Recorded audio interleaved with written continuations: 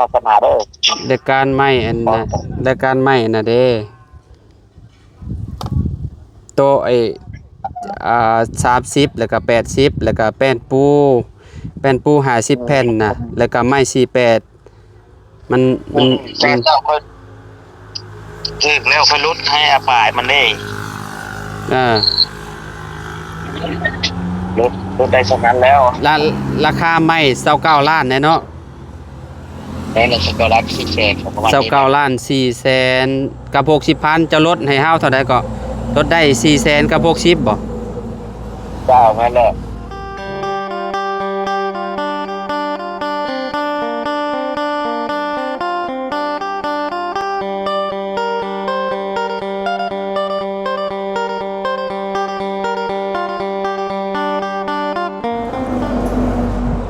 อ้าวพ่อแม่พี่น้องเนาะเปิดภาพมานั่งลมกับน้องใจดีได้บัดนี้พี่น้องเนาะ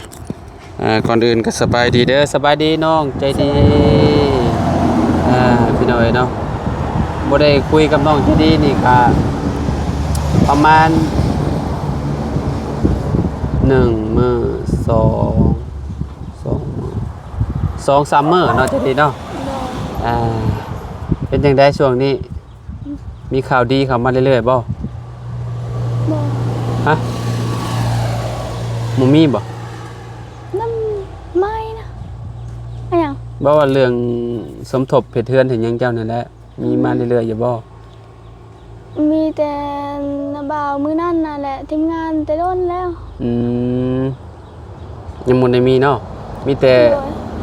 หลักๆก็ค่อยแล้วก็ใครอีกที่ว่ามีงบสมทบก็หลายคนอยู่เนาะโดยบ่ตูนก็มีเนาะบ่เพิงบ่บุญบ้านปลาเนาะโดยแล้วก็ล่าสุดที่ไผ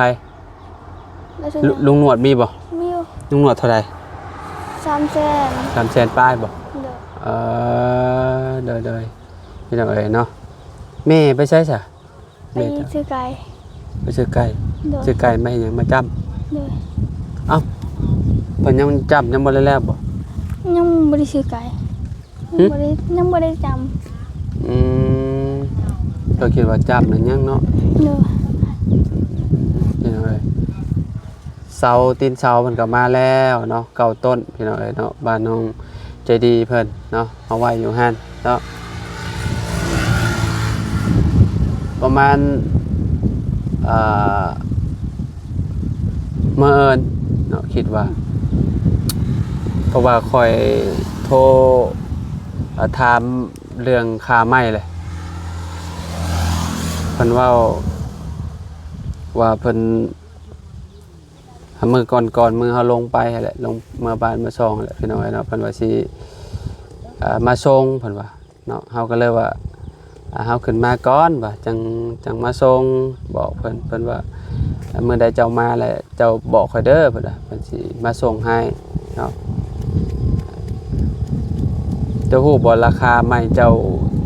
เทือนเจ้าเท่าใดจ้ะบ่ได้ยินอยู่บ่แบบว่าให้เจ้าเดาหั่นน่ะเจ้าว่าสิเท่าใดจ้ะบ่ค่อยว่านะจักล้านจ้ะว่าให้เจ้าเดา10ไปล้าน10ไปล้านบ่เดาผิดแล้ว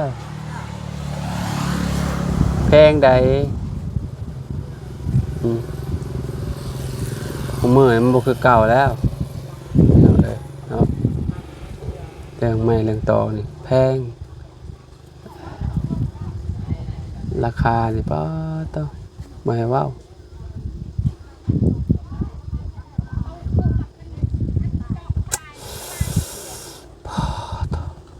น้องใจดีฟังนี่อยากเป็นลมบ่แล้วจะโทรไปหาเพิ่นเงินจำนั้นมือใดคอยสิได้เนาะจะสาดก็บ่ได้ดอกจะโทรหาเพิ่นมื้อนั้นอ้ายอันนั้นแล้วแชทไปหาเพิ่นแล้วเพิ่นโอ้ลุงหนวดแซ่คนขายไม้โทรหาเพิ่นโดด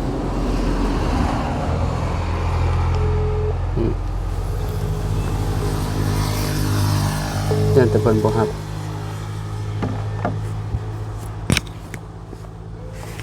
ฮัลโหล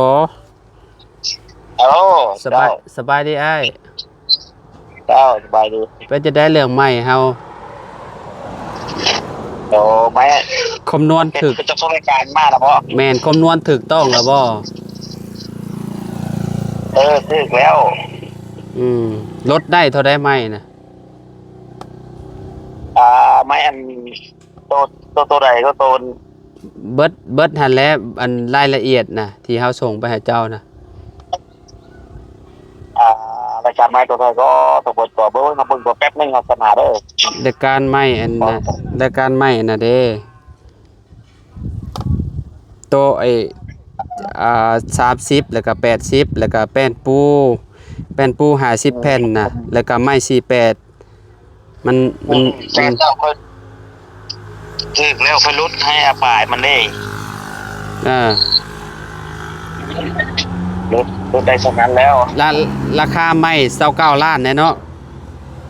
ในเรื่องสกอร์พิเศษของวันนี้ 29ล้าน4แสนกับ60,000จะลดให้เฮาเท่าใดก็ลดได้4แสนกับ60บ่ เจ้าแม่นแหละ อ๋อคอมเมอร์นี่มีแต่แนวแพงๆเนาะไอ้เนาะ โอ้ไม้แห้งมันเบิดไป อืม อยู่ได้ก็คือเฮาส่งให้เราเบิ่งตั้งแต่มื้อก่อนๆพุ่นพ่อแม่พี่น้องเอ้ยเนาะแล้วเราก็มาคำนวณให้ว่าสิเบิดเท่าใดค่าใช้จ่าย แต่เราอาจจะไหน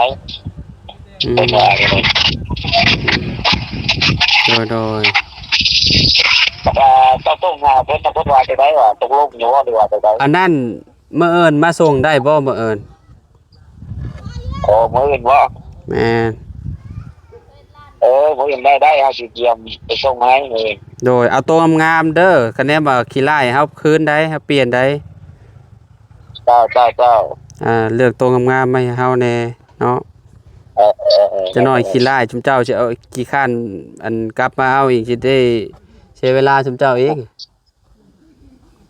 ได้สิได้ผลงานให้ ราคา29ป๊อดโตโพดโพพี่น้องเอ้ยเนาะ ไม้นั่นหลายได้ไหมนะ2ขั้นก็คือจะบ่เบิดได้เลย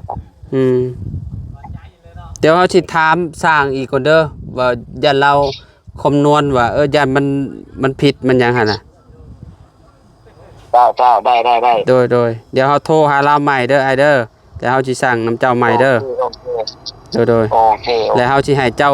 มาส่งเฮาเด้อ เจ้า ยันว่าเราคำนวณว่าโอ้ยันมันแบบว่ายันผิดยันหยังหั่นน่ะเนาะ ได้คำนวณไว้เบิ่ง โอเคขอบใจหลายๆคะแนนบ่ได้เดี๋ยวสิให้มาส่งมื้ออื่นเด้อ เจ้าได้ โอเคเดี๋ยวส่งรายการไปใหม่โดยขอบใจเดี๋ยวสิไปถามสร้างอีกเท่านึงพี่น้อยนะเพราะว่ายันบางทีเราคำนวณผิดพลาดเนาะยันแบบว่ายันสั่งมายันมันลายมันยังขนาดพี่น้อยเนาะแบบไม่บ้านน้องเจดีนี่ขนาด6x7เนาะบ้านน้องเจดี6x7พี่น้องเอ้ยก็ใหญ่เติบอยู่เนาะแต่ก็ใส่ไม่ลายเติบไปแหละคิดว่ายันว่าสั่งแหละยันเราคำนวณผิดนะก็เลยสิถามเราอีกเนาะเจดีเนาะกับบ่เป็นหยังดอกคะแนนว่าเอามาหลายกับมันเหลือก็เอาไว้พุ่นแหละเฮ็ดเทือนเพิ่มอีกเนาะเพิ่นครัวกันหยังเนาะเพื่ออนาคตเนาะเรียกว่าสิมอบให้น้องเลี้ยงก็ได้ เอาไว้สะสมไปเรื่อยๆเด้เพราะว่าอนาคตน้องเลี้ยงเพิ่นมีเงินมีคำมีอีหยังใหม่มันมีประโยชน์บ่แหละพี่น้องเอ้ยนะคะแนนเฮาเก็บเมียนหม่องมันดีๆเนาะคันว่าเฮาเอาตากพ้นไว้ตลอดมันดอกได้พี่น้องเอ้ยเนาะบางทีไม่บ่แก่นไม่บ่หยังนะคือแบบต้นเช้าน้องใจดีคือกันถ้ามุงนี่ก็มันเริ่มแตกเริ่มหยังเนาะ มันมีอยู่ตัวแก่นน่ะอยู่ในหันเนาะจะดีเนาะ เนี่ย ไม้ให้แล้วไม้เสาจะมีตัวแก่นอยู่เนาะ ยังเห็น เอาตัวที่ว่าแบบแก่นมันแบบว่ามันบ่ผุมันบ่พังอ่ะเด้ต้นเสาเจ้าหะเด้หะเด้แนมไปตัวแก่นมันน่ะมีอยู่2ต้น2ต้น3ต้นได้ เห็นบ่แดงๆน่ะนั่นแหละก็เจ้าห้องว่าแก่นมันถือว่ามันอยู่ทนแบบเวลาฝนตกผ่าลงมันถือมันก็แบบบ่เป็นหยังหั่นน่ะปวกกัดก็ยังบ่เป็นหยังแข็งแรงเฉยเสาเก่าล้านประหารใจเอ้ยพี่น้องเอ้ยเจอชุดแพงคักไม่ก็ได้ยันสร้างแบบว่าคำนวณบ่ว่าเราสิคำนวณผิดแต่ละหลังเราก็สั่งมาก็เหลืออยู่ดอกเล็กๆน้อยๆบ่ได้หลายปานนั้นนะเผลอๆยันบ่พอซับเนาะสร้างเพิ่น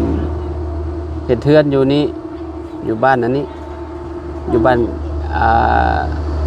เกียงหลวงนี่เราเห็นสร้างแล้ว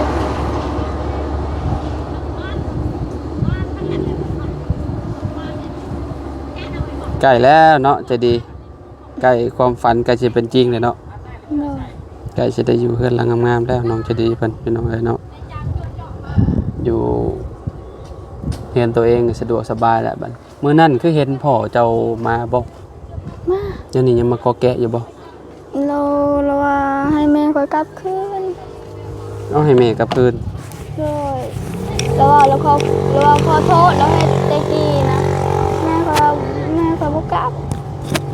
บ่กล้ากลับไปแล้วติ ถ้ากลับก็ยังคือเก่าก ลับไปก็คือเก่าเขาว่าคนผู้เก่าอ๋อโดยบ่เป็นหยังขอบใจหลายๆครับคุณคงสบายดีเด้อโดยกำลังล้มเรื่องอันนี้เริ่มล้มเรื่องไม้กับน้องจะดีเพิ่นสิสร้างไม้เฮ็ดเทือนให้เพิ่นนั่นแหละเป็นพวกพวกไม้ค้างไม้หยังนั่นแหละ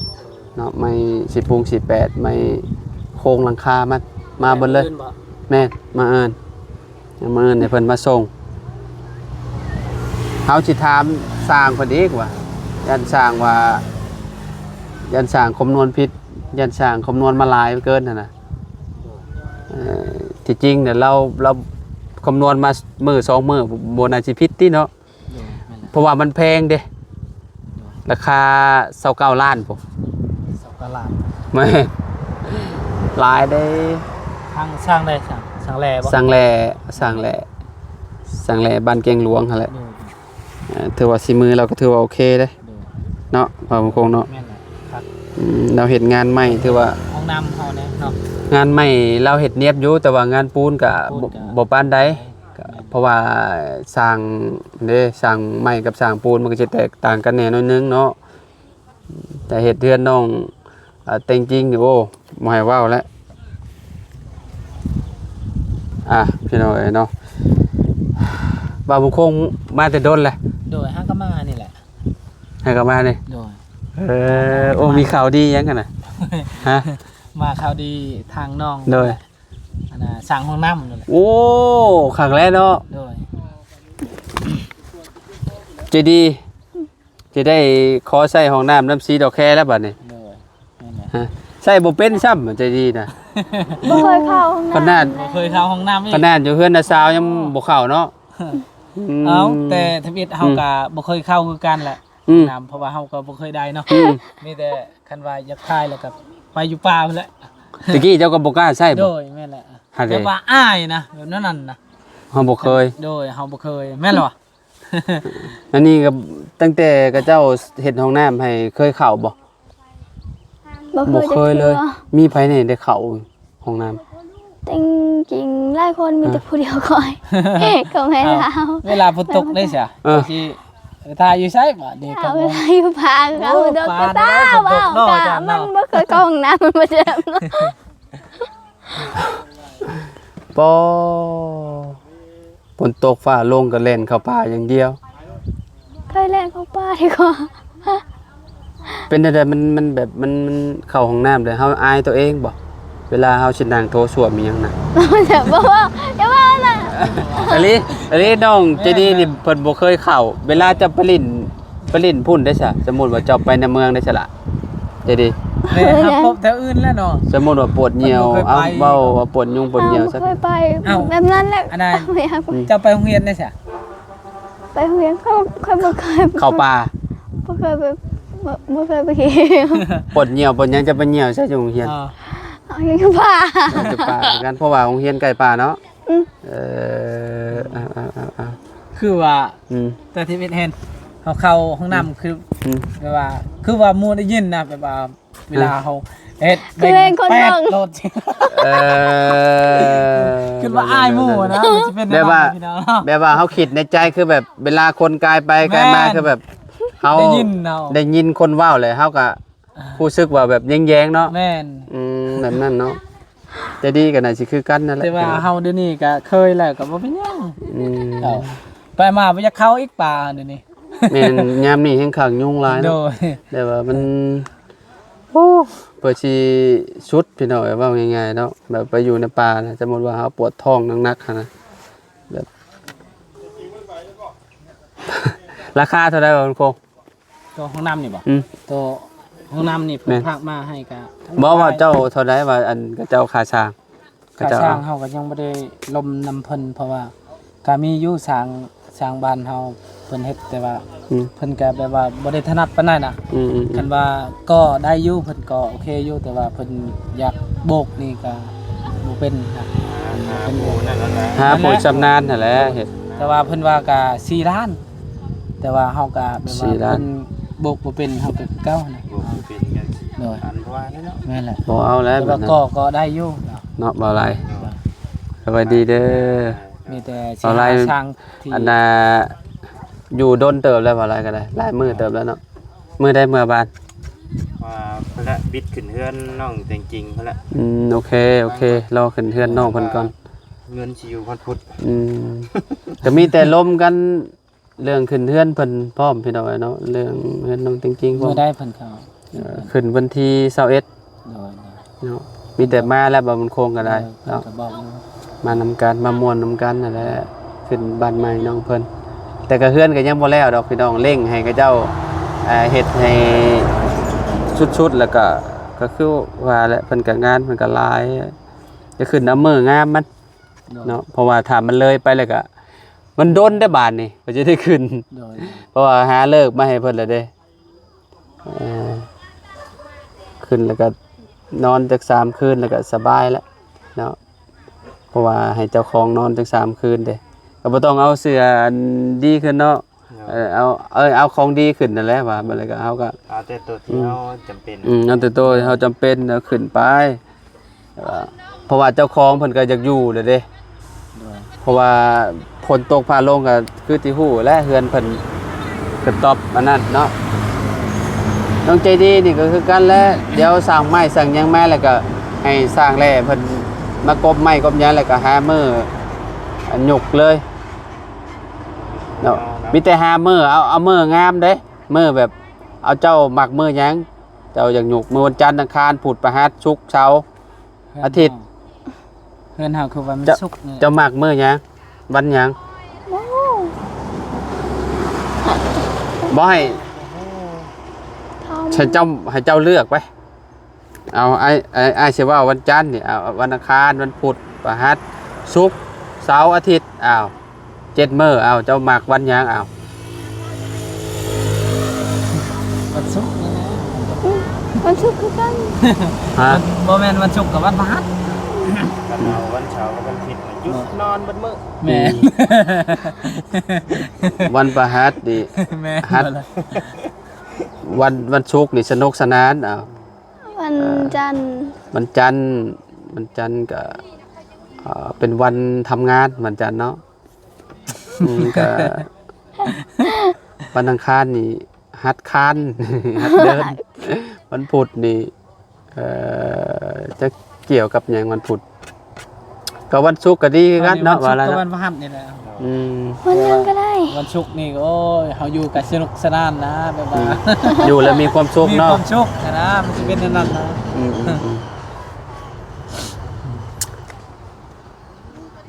แบบก็ต้องได้หาอัน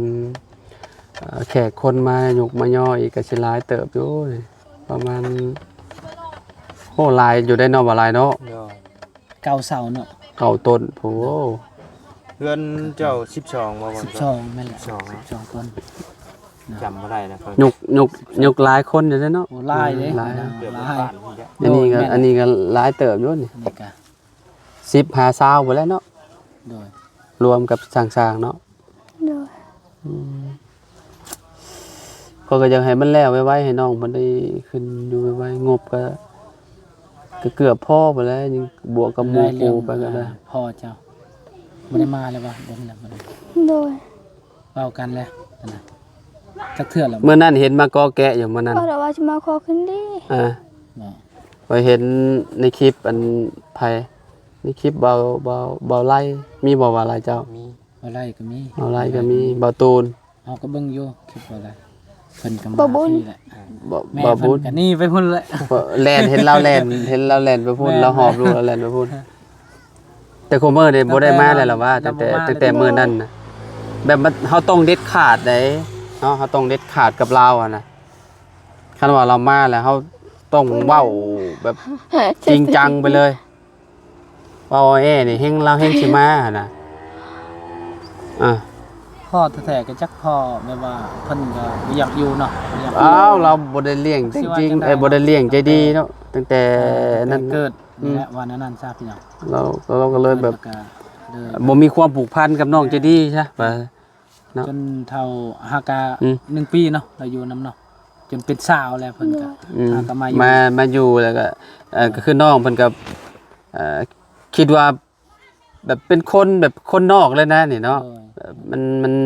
บ่มีความผูกพันเลยเด้แบบเราเคยเลี้ยงน้องเพิ่นประมาณ 3-4 ปีจังจากนี่คืออยู่เนาะก็น้องมันก็สิมีความผูกพันอยู่ดอกจื้อหน้าพอได้อยู่ข้อยคิดว่าได้แต่อันนี้คือแบบมาแล้วก็บางทีก็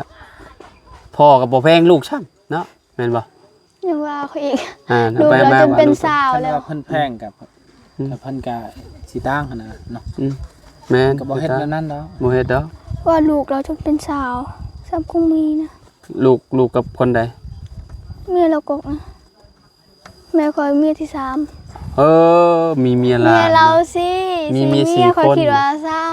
บ่บัด 3เมียเรา4คน คนหนึ่งเมียหนึ่งน่ะคือแบบใหญ่เลยบ่ลูก โดยเป็น เมียเจ้าเนี่ยเป็นไอ้แม่เจ้าเป็นคนที่เท่าไหร่ก็ เป็นคนที่ เป็นคนที่สามพวกมีเมียหลายเนาะเพิ่นวันนี้ก็ได้เนาะ อ้าวเหมือนแล้วว่าคอยนะแล้วว่าถ้าเจ้ามีผัวนะสิบุญสำได้พูดแล้วคอยแต่แม่คอยว่าอีกว่าลูกเจ้าเดบุญสำได้แล้วว่าบุญสำนั้นแล้ว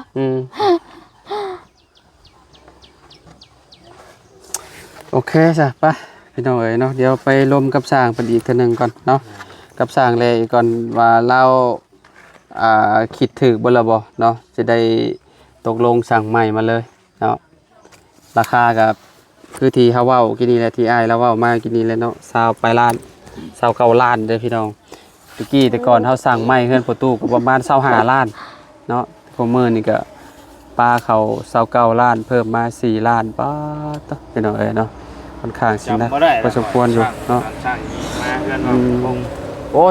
25ล้านได้สั่งเฮือนประตูอะเลีย25หรือ23นี่แหละประมาณนี่แหละ สร้างเฮือนเฮา ตะ หั่น กี้แต่ก่อนนะ คันว่าสร้างเฮือนเฮาเฮาจื้ออยู่ แต่เก่าอันเราเอิ้นเสาซี่แต่ว่าเพิ่นค่าเอาลงเสาแล้วก็เสาหกเสาลงหั่นแล้วว่าเฮือนชูงแล้วเพิ่นเฮ็ดต่ำหั่นน่ะแล้วเอา2ล้านหั่นเด้ บ่ว่าอันนี้เว้าไม่ได้เรื่องไม่ได้นี่ไม่เฮาสั่งไม่พวกโค้งพวกหยังมาแล้ว อันนั้น แต่ โอ้ไม้ก็ลาย พอไปให้เพิ่นเอายับลงอีกเนาะ โดยแม่น เพราะว่ามันคุมกับสายไฟ ป้าโอเคสไปแล้วจะดีสบายดีเดี๋ยวตีนนะ ไปบาบุญโคงมาไม่ล่ะจะดีโอเคไปบาไล่โดยสบายดีเด้อไปพ่อแม่พี่น้องกันเอาอยู่ดีมีแฮงวัดสุขทุกคนขอบคุณหลายๆที่ติดตามเด้อพี่น้องเด้อพบกันคลิปหน้าคลิปหน้าสำหรับคลิปนี้ไปแล้วสบายดีพบกันใหม่พี่น้องเนาะ